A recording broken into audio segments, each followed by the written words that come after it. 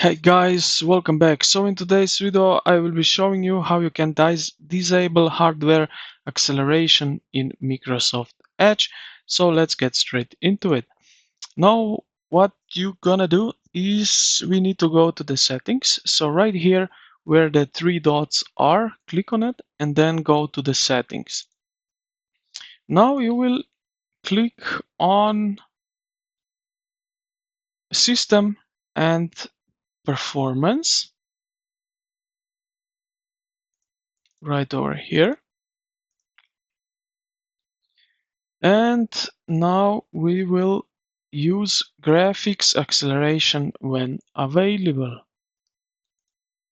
like that, and use graphics acceleration when available. So you will toggle off this one right here. Now what we can do is we will close the Microsoft Edge and reopen it. And this basically fix our issue if we have one.